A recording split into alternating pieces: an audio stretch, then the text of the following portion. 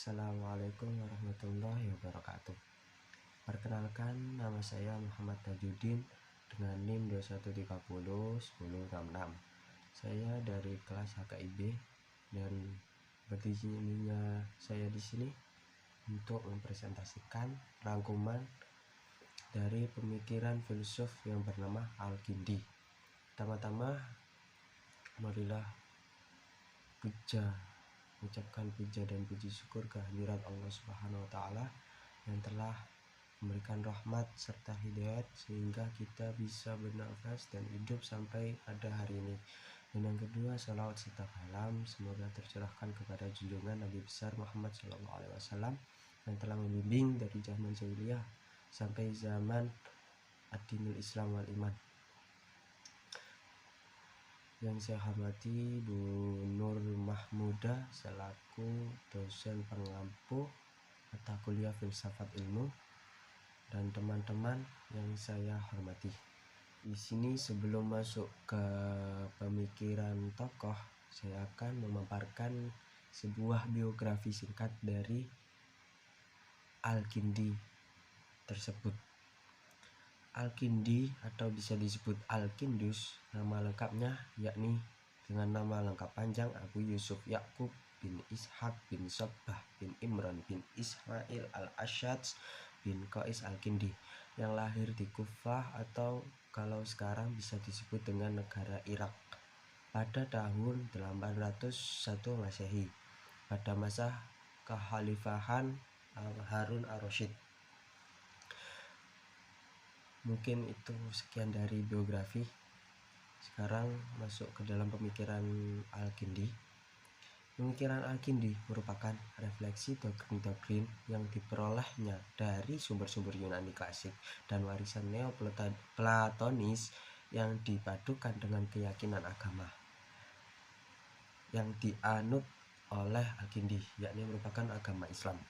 Oleh karena itu, basis pemikiran filsafat dari Al-Kindi ini mendasari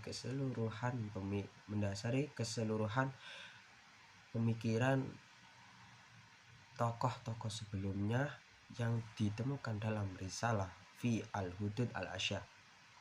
Dalam risalah tersebut, Al-Kindi melakukan peringkasan atas definisi-definisi yang literatur Yunani dalam bentuk yang sederhana.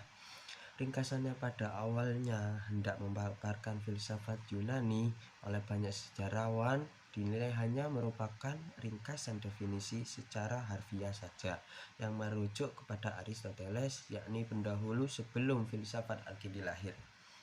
Kepastian yang jelas atau validitas sumbernya.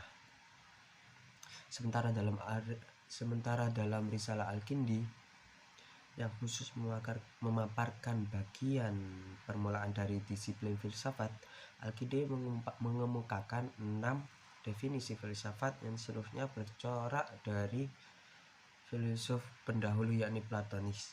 Menurut Al-Kindi, filsafat adalah ilmu tentang hakikat sesuatu dalam batas kesanggupan manusia yang meliputi ilmu ketuhanan, ilmu keesaan atau yang disebut dalam Islam wahdaniyah, ilmu keutamaan atau yang bisa disebut fadilah, dan kajian apapun yang berguna bagi kehidupan manusia.